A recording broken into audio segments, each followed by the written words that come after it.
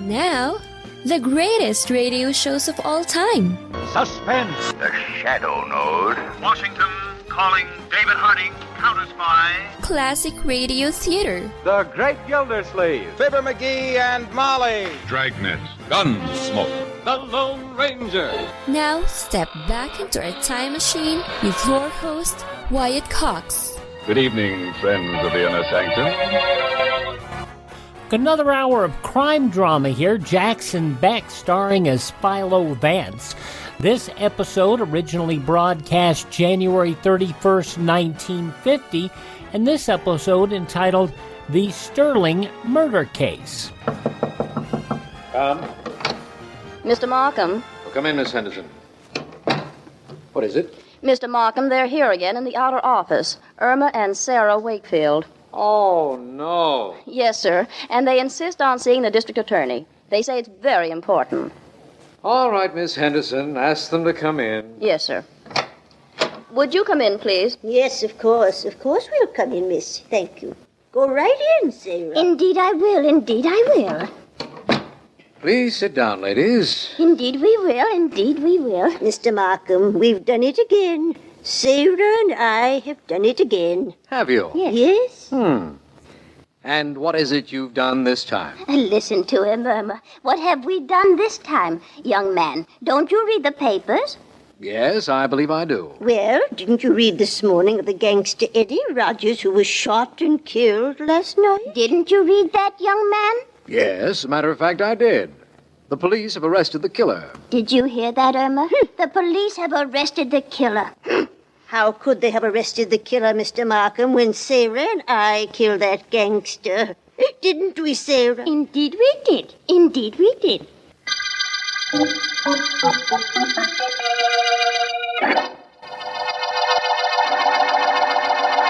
I just had to call you up and tell you about it, Vance. The two old girls were so serious about thinking they murdered Eddie Rogers, I had a hard time convincing them that they didn't. I'm not sure I understand about them, Markham. It's simply this. They're both spinsters, have no family we know about, and they sit at home and worry about all the evil men in the world. Then they pick out some public enemy and concentrate on his death. In the event that a gang bullet ends that gangster's career, they come in to confess. And they've done it twice before, is that it? Yes, they're perfectly serious, Vance. They apologize for the potency of their concentration and insist they're quite willing to accept the consequences. Apparently, a district attorney meets almost as many eccentric characters as a private investigator. Yes. Well, Markham, what about dinner tonight? Busy? No, why don't you call me later? I will. Bye. Bye. You and the DA are pretty friendly, aren't you, Vance? Who are you? How did you get into my office? My name's Sterling, Joe Sterling, and I walked in. Any more questions? What do you want? Why didn't you knock? You don't seem to understand, Vance. I said I was Joe Sterling. I don't knock on doors. When I want to get in somewhere, I walk in. How'd you like to get thrown out? Now, wait a minute, Vance. Take it easy. I'm not looking for any trouble. Besides, you don't throw clients out of your office, do you? You're not my client. I'm just about to be. Vance, I run the 19th Ward. I'm what the papers call a political leader. Well? I control a lot of votes, and I'm pretty important in my territory. I still say, well? I want to hire you to shadow somebody. Who? There are a lot of people I have an interest in, Vance. A lot of people who have an interest in me, good and bad. Fellows like my political opponent, Frank Allen, for instance. The man I want you to shadow happens to be the most important interest I have. I want you to shadow me.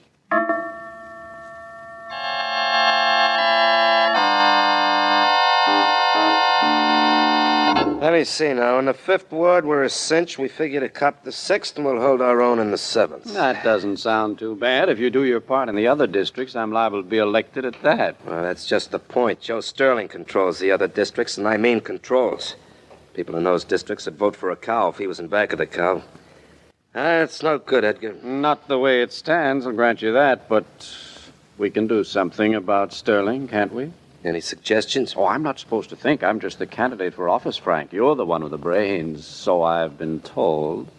Don't get sarcastic, kid. Look, you've got everything in your favor. Public sentiment, for one thing. The orphan boy who studied at night and worked 18 hours every day to get through law school. You're young, good-looking. But that's not enough. And so you keep telling me you're my campaign manager. Don't you have anything to suggest so we can lick Joe Sterling and win his district? The only thing I can tell you is his people will vote the way he wants them to as long as he's alive. Well, why can't something be done about that?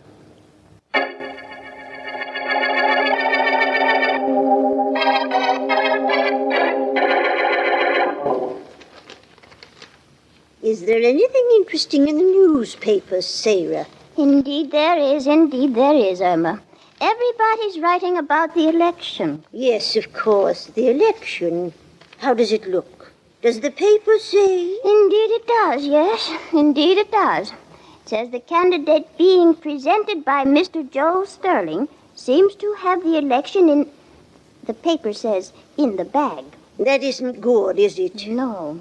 This Mr. Joe Sterling is a very evil man. Indeed he is. Indeed he is. Don't you think we ought to do something about him? I'll gladly do anything. What did you have in mind? Don't you think you and I ought to concentrate on his dying? The way we did about that gangster, Eddie Rogers, and the other bad men? Yes. Don't you think we ought to do the same about Mr. Joe Sterling? Indeed I do, Irma. Indeed I do. And at once.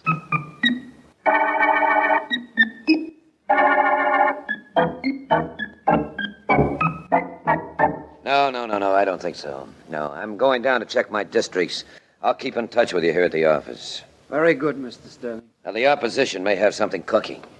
You keep your ear to the ground, see that I'm kept posted, Danny. Yes, sir. I'll call you in an hour. You better leave this door open so you can see your way down the stairs, Mr. Sterling. The light in the hall is out. Good enough. Now, don't leave until I call here. Hey, you're right. About what, sir? About it being dark.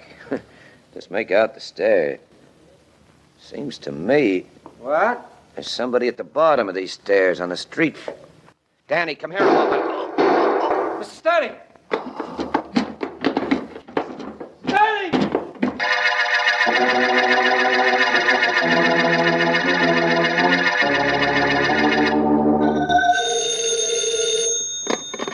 Philo Vance speaking. Markham Vance. We've got a murder. Well, that shouldn't be hard for you to solve. The Wakefield sisters ought to be in to confess the crime as soon as they read about it in the papers. Please, Vance, this is serious. The dead man was rather important politically. He was Joe Sterling. Oh. Well, Markham, he thought he was going to be killed. And he thought he knew who was going to kill him. Who was that? Frank Allen. Oh, campaign manager for Edgar Lessing, eh? Yes. Allen and Sterling were pretty bitter rivals. After what you've told me, I think I'd better have Sergeant Heath pick him up. I wish you'd wait an hour or so, Markham. I want to see him first. All right, we'll wait an hour. Good. What were the circumstances of the murder? Well, Sterling was found at the bottom of the steps leading to the street from his office. He'd been shot, presumably as he was about to go out the street door. Mm-hmm. The only witness, and he isn't a witness exactly, was Danny Moore, who worked for Sterling. What about him? Well, he was in Sterling's office when he heard the shots. We're holding him incommunicado. I don't want any newspapermen to get to him before we question him thoroughly. But the papers do have the story. Yes, headquarters reporters arrived with the homicide police. There'll be an addition on the street very soon carrying all the details we know. I see. All right, Markham, thanks for calling and telling me about it. I'm going to see Frank Allen right now. He's a campaign manager. I guarantee I'll find out if he elected Joe Sterling dead.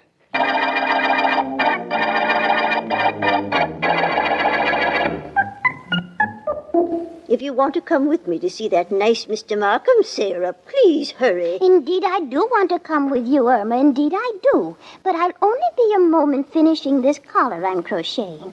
Pretty, isn't it? Look. You're very handy, Sarah. Very handy. Thank you, Irma. And I do want to come with you, so just wait 1 minute and we'll go down to Mr. Markham's office and tell him that we killed Mr. Joe Sterling. I'll wait for you. Are you going to wear your new collar? Indeed I am. Indeed I am. I don't want Mr. Markham to see me in this same old dress without something new on.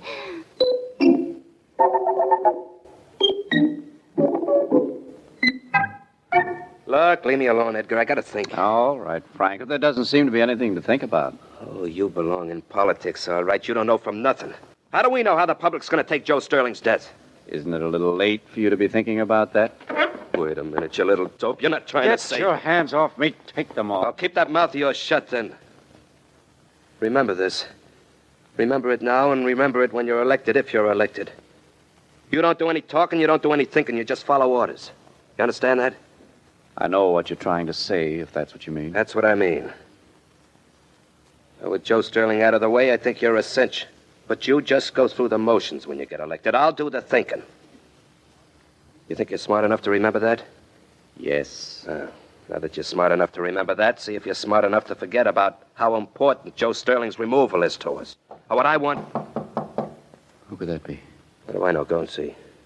Supposing it's the police. Supposing you had a head on your shoulders. Or is that supposing too much? Never mind. You stay here. I'll go to the door. Stupid characters I get hooked up with. Why don't I turn honest and learn to steal? Yes? Hello. My name is Vance. Philo Vance. Thanks for asking me in. Oh, so you're Vance, huh?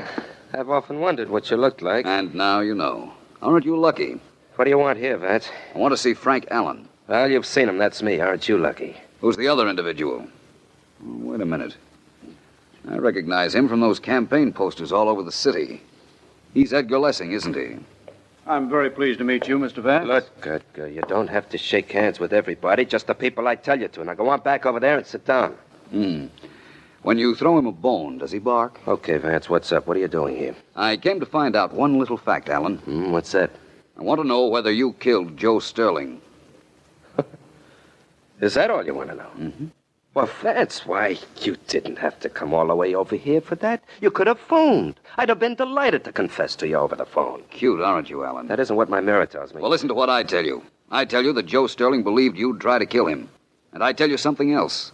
I tell you that if you did, I'll find a way of proving it. Look, Vance, I don't stand inside a doorway and shoot guys as they're about to walk out in the street. What is your type of murder? I better teach you a lesson. I just better. That's all. A lesson like this. Is that all you have to teach me? You'd better learn something yourself. Come on, get up. You're not hurt too badly. Get up, Allen. Okay. Okay, big man. Now what? Now I repeat what I told you before. That if you killed Sterling, I'll find a way of proving it. And if you do, they'll pin a rose on you, won't they, Vance? Well, I got news for you. If you try, you aren't going to get a rose. You're going to get a whole bouquet. Laid right on your chest.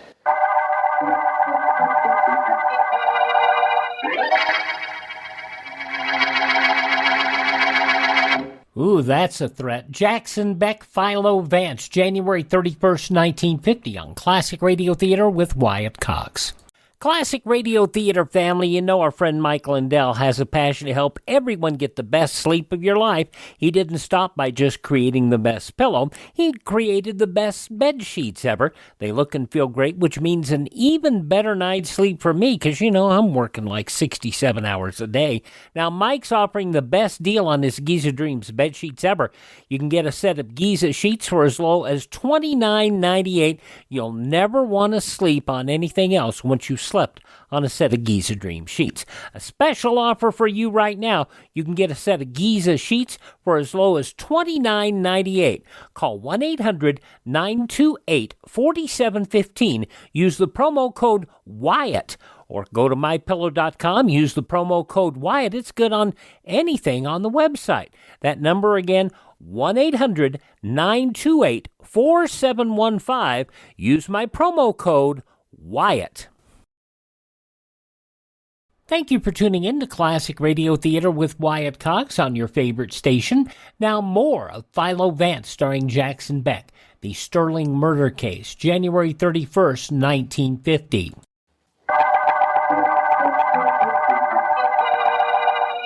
This is District Attorney Markham.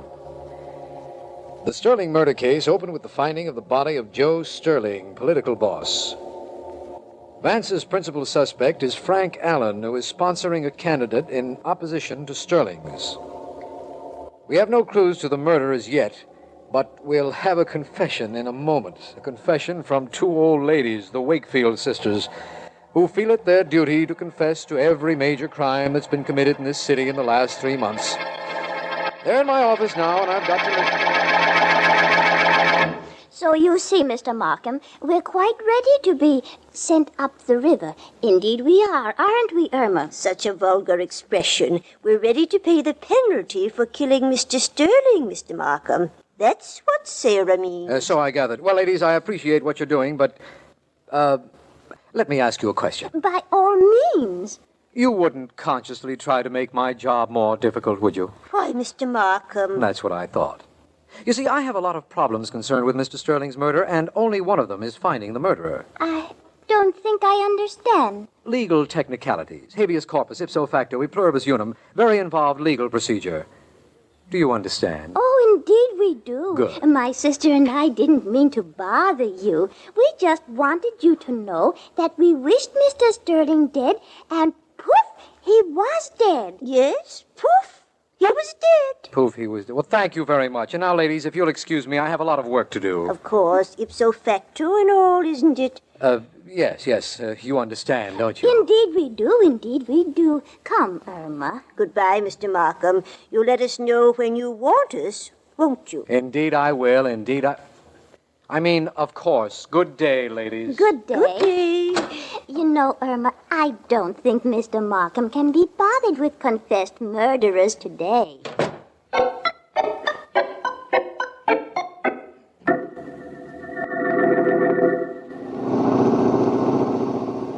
Okay, Edgar, now look. In a few minutes, we'll have this truck right in the middle of our district. There'll be a big crowd there. We've had a couple of singers entertaining them for an hour. And I'm going to make a speech over the loudspeaker. Okay, Frank, I know. I know the speech I'm going to make. I'll have them in the palm of my hand. You better. There's just a slight chance they'll resent Joe Sterling's death. Now, this was his district, too, you know. How well I know. If it weren't, and if you could control it instead of him, he'd be alive today. Look, I don't want to hear talk like that, especially from you. You're running for office because I put you up. I'll break you in a minute if you get out of line. Don't ever forget that. All right. Hey, is that the mob I got to talk to? What's the matter? You scared? I don't know. I'm not sure. Well, be sure. Be sure you're not. All right, go on. Now tell them something and make it good. Well, doesn't somebody introduce me? You tell them who I am? They've seen your campaign pictures, haven't they? Who could miss that cute mustache, that blonde wavy hair? They'll know you, all right. Maybe you'd better introduce me, just to make sure. All right. Give me the microphone. Okay, here you are. I'm ready whenever you are. My friends, it gives me great pleasure to introduce to you the man whom you're going to choose to represent you, because he does represent you. The man who came up the hard way, who struggled just as you struggled, so that he knows each and every one of your problems. The man you're going to elect to office, Edgar Leslie. Go ahead, Edgar. It's all yours. Friends, I'm not going to stand up here and make a long speech. I'm not going to do what most candidates for office do when they're campaigning. I'm not going to make you a lot of promises. My purpose in coming to talk to you today is simply this. You, every one of you, have a right to representation. And I have only this to tell you, that if I'm elected, you're going to get it. Sure, like Joe Sterling got it. Just a moment, please. Just a moment. You wait, Lessing. Joe Sterling was our friend. We don't like what happened to him. We don't like what's going on here. We don't like you. Let's get this guy out of here. What do you say, man? We better get out of here. Johnny, get that motor going. Hurry up, catch it, Johnny. We'll be mugged. Come on. Okay, we'll be all right now. Maybe this wasn't such a good idea as I thought. Maybe killing Joe Sterling wasn't such a good idea as you thought either.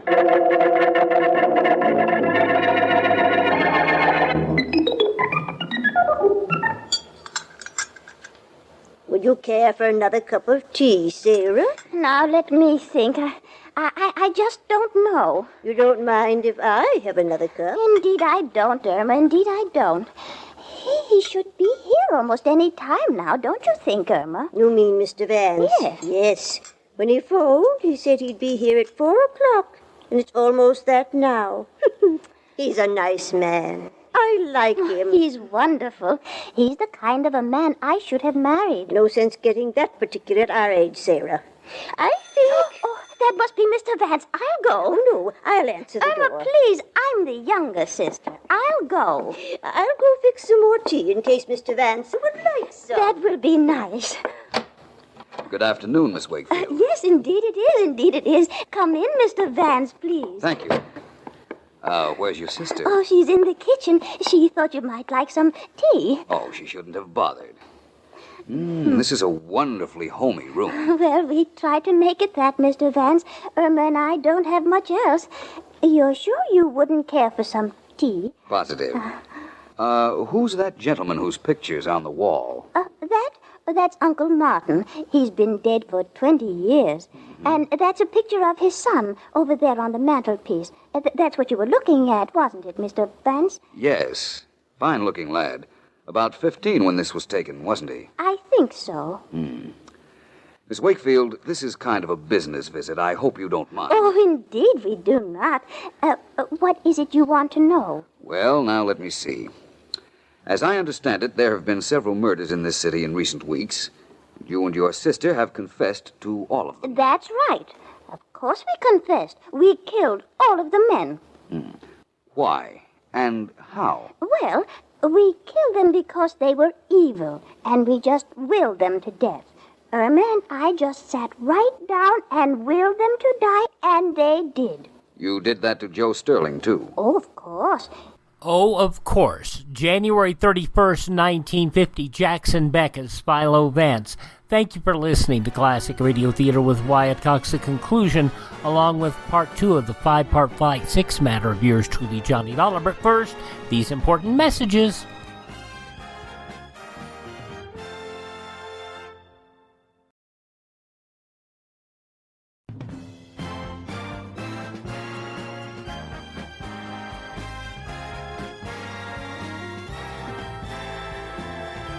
Thank you for tuning in to Classic Radio Theater with Wyatt Cox. Now the conclusion of Philo Vance, January 31st, 1950. He was a very dishonest man. When we read in the papers how he had hurt other people, we just couldn't stand it. So we sat down and willed him to die. And do you know something? At the very moment when the papers said he was killed, Irma and I were sitting right here. Yet we could see him tumbling to his death. Is that so? Yes. Well, Miss Wakefield, you've answered my questions very nicely. I know you told everything you just told me to Mr. Markham previously, but I wanted to hear it. Oh, are you leaving so soon? Yes, I'm afraid I must. I'm a little late. Oh, do you have an appointment with someone, Mr. Vance? Not exactly, although I am going to see Mr. Markham. I am a little late in solving this case, is what I meant.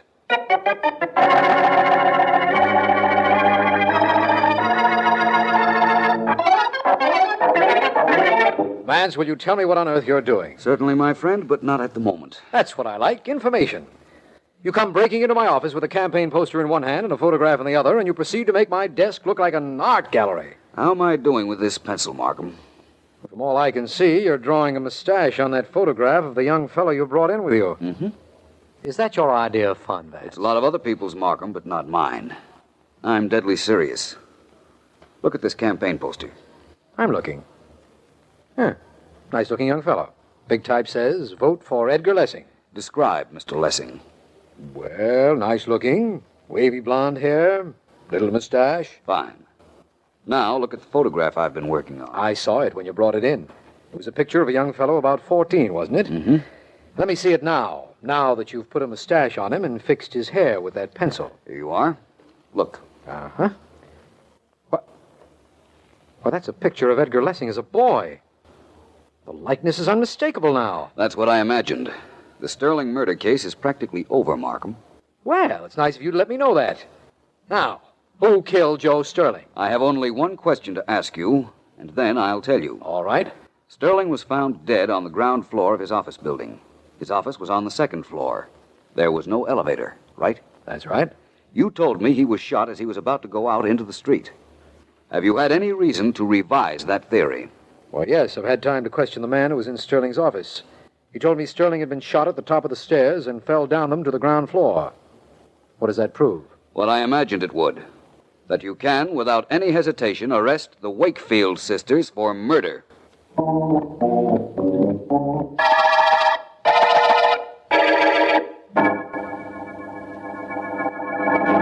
I think, Miss Sarah, that you could have gotten away with your very clever plan if you hadn't made one mistake. What mistake did we make, Vance? I'll get to that in a moment. We know now that Edgar Lessing was your nephew, that you knew you could control him if he were elected, and that he could never be elected as long as Joe Sterling were alive. So, these two women did kill Sterling. But, Vance, how about the other killings they confessed to? That was their plan, Markham. They thought this out months ago when they decided to kill Sterling. They came to your office on several previous occasions and admitted murdering several individuals who had been found dead. Yes. That was just to throw you off. It did throw him off, too, didn't it, Sarah? Indeed it did. Indeed it did. And if it weren't for Mr. Vance, nobody would ever have suspected us of killing Mr. Sterling. We were just two harmless old women who hated anything evil. Or so you wanted us to think. What I want to know, Vance, is why you took that young fellow's photograph from the Wakefield's living room in the first place. You must have been suspicious of them to do that. I was. It was something Miss Wakefield here said to me that gave me the clue. So far as anybody knew, Joe Sterling was killed on the ground floor of his office building. Yet she mentioned that she saw him tumbling down. Tumbling down, Markham. Oh, I see. That's why you asked me if Sterling had been shot at the top of the stairs. Right. I thought he might have been, after I heard what Miss Wakefield said. Uh-huh. Only the murderer would know a thing like that, Markham. It wasn't in the newspapers. Well, all I had to do then was find the motive, which we know now. Yes. And the career of the Wakefield sisters was at an end. The career of these two women, Vance, and also the Sterling murder case.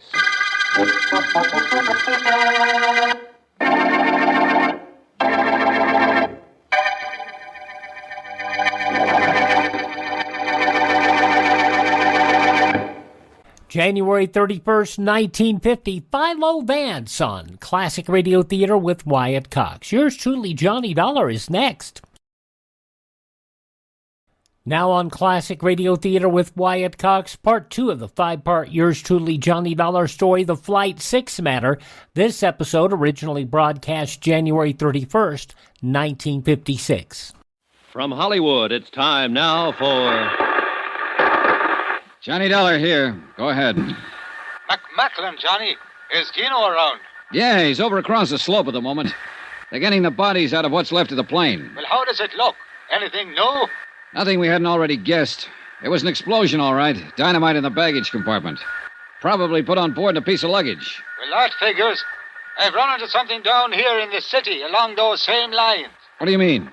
The ground crew remembers one of the baggage handlers acting strange before Flight 6 took off last night. A man named Ramirez. What do you mean strange? They say he had one suitcase that he wouldn't let any of the other handlers touch. Put it on the plane himself just before takeoff. Hey, you know anything about tigers, Mac? Tigers?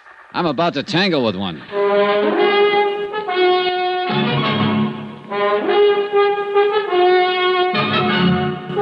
Tonight and every weekday night, Bob Bailey in the transcribed adventures of the man with the action-packed expense account, America's fabulous freelance insurance investigator... Yours truly, Johnny Dollar.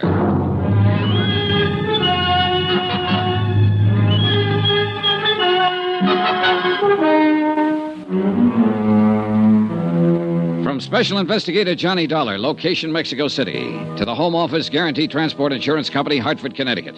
Assignment, the Flight 6 matter. Expense account continued. I was taking Gino Romero's word for it that the girl was a tiger. His word and my own instincts. At first glance, she seemed soft, shy, and lovely. Then you sensed a wildness about her, a kind of suppressed violence that brought you up short and made you stop and reappraise her. She leaned against a tree, watching the bodies of the plane crash victims being carried down the slope and placed in the Army Jeep, with no sign of emotion on her face. Cool, detached. She had no reason to be here, and I wondered why she was. The only way I knew of finding out was to ask her. Yes, what is it? You're Marvel Terrence, I believe. That's right, and I've not met you somewhere before. No, but you're about to. My name is Johnny Dollar. I'm an investigator for an insurance company up in the States. I'm sure it must be very interesting work. Sometimes, on some jobs. Other times, it's only dirty and disgusting. Like this time, for instance. Well, we all have our problems. Maybe I can help you with yours, Miss Terrence. Run along, will you? I'm not in the mood. Oh, you amaze me.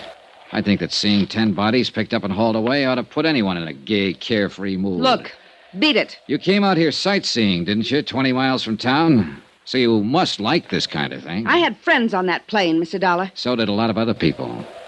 But maybe not as good friends as you had. I don't know what you're talking about, and I don't care. E.H. Palmer and Jim Rourke.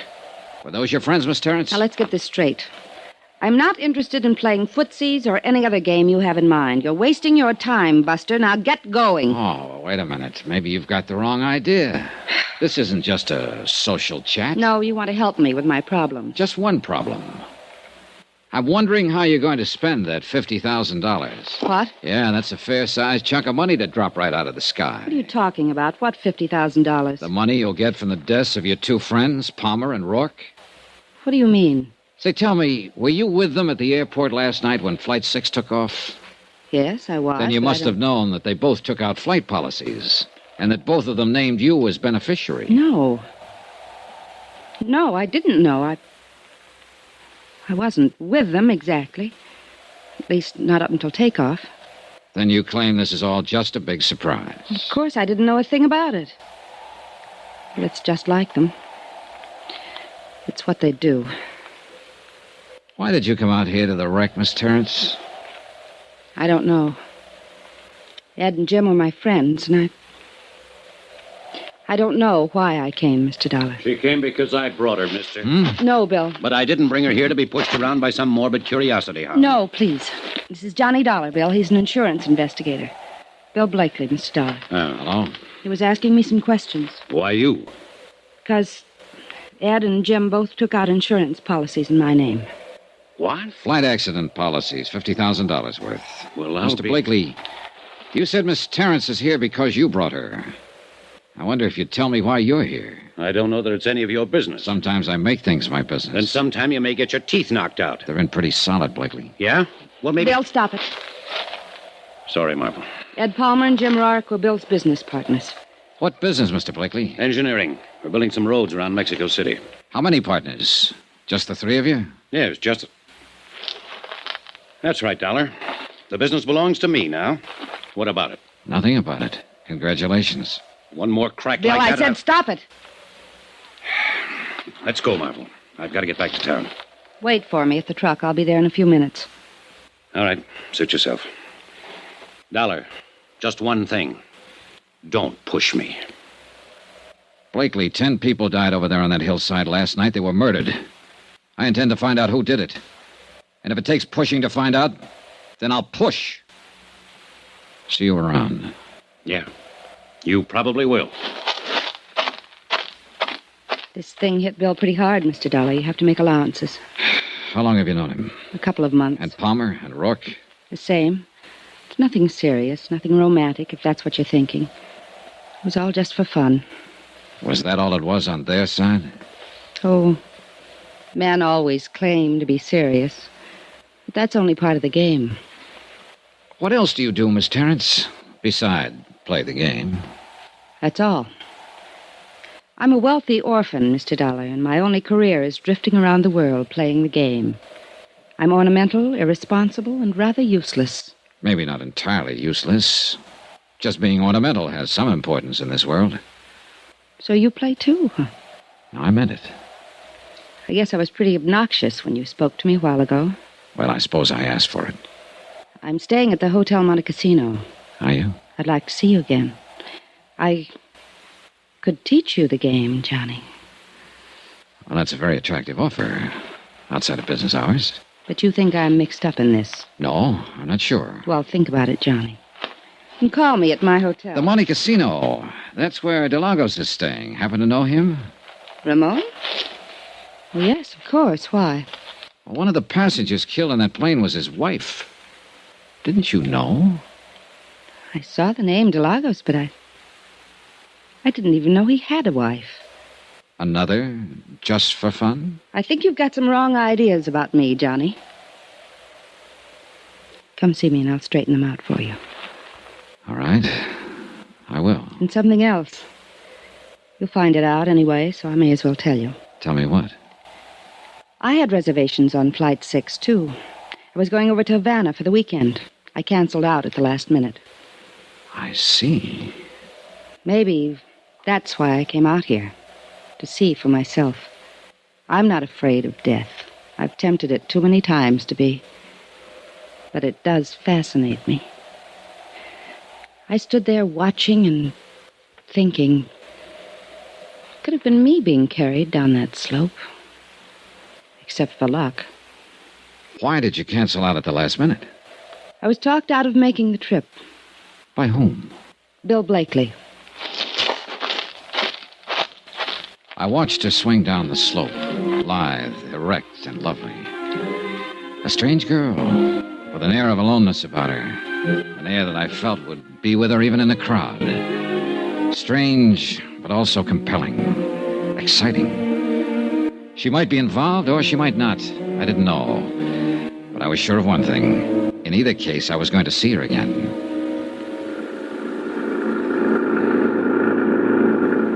An hour later, Chino Romero and I were heading back toward the city in the government jeep, leaving behind us the wrecked plane, the crushed trees, and the lonely slope on the mountain. You have found the young lady of interest, senor? Yeah, I found her of interest. Always she's doing the crazy things. Daredevil, flirting with the eyes, looking for danger. Playing the game, she calls it. Si, senor. Playing the game. Que lástima.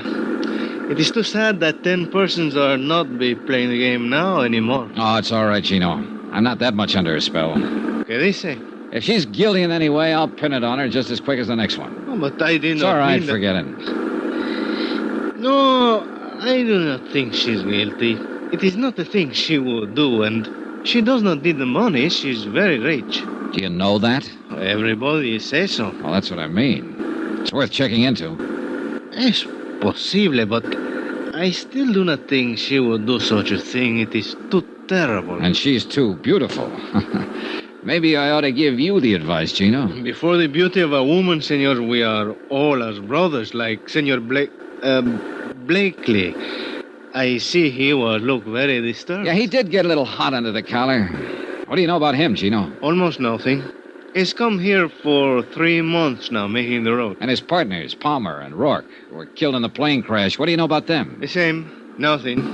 They all arrive together. Always they work together, play together. Then along came Marvel Terrence. True. They were all rivals for the senorita. And there is one thing. What's that? They have the building for the machinery outside the city, the warehouse, you call it. What about it? In this warehouse, they keep much dynamite.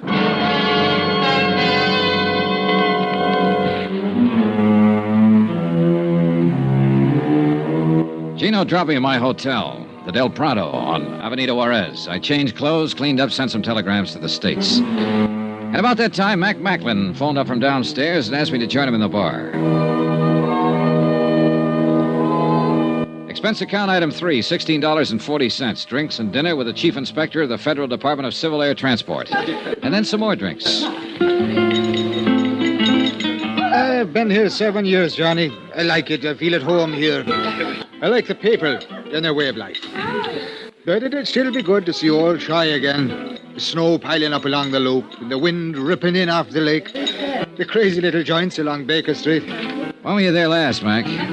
1932. Oh, then you're about due. Well, why don't you take a couple of weeks and fly up there? No. Too much water under the bridge, Johnny. Too many little wars here and there in the world since 32. And too often McMacklin was flying in them. On one side or the other. Oh, what of it? Well, you know, Uncle Sam frowns on that kind of thing, Johnny, so we've got a sort of an understanding. I stay the heck away, and he forgets about me. I see.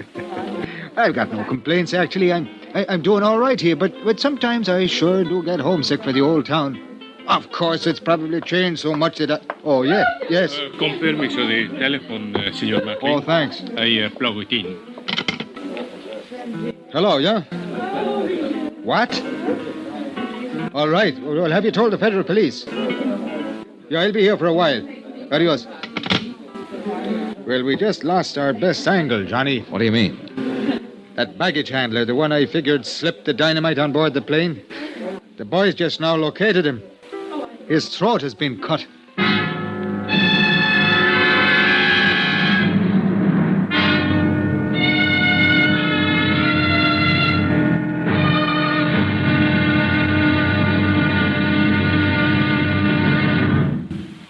Now, here's our star to tell you about tomorrow's intriguing episode of this week's story. Tomorrow, a bereaved relative lies. A frustrated lover comes up fighting. And a lovely lady in the case just vanishes. Join us, won't you? Yours truly, Johnny Dollar.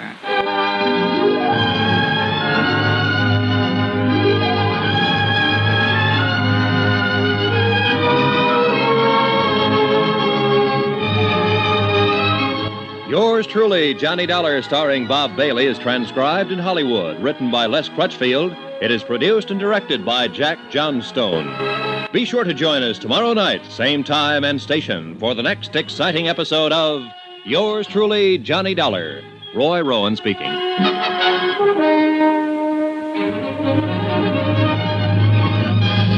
From January 31st, 1956, yours truly, Johnny Dollar, on Classic Radio Theater with Wyatt Cox.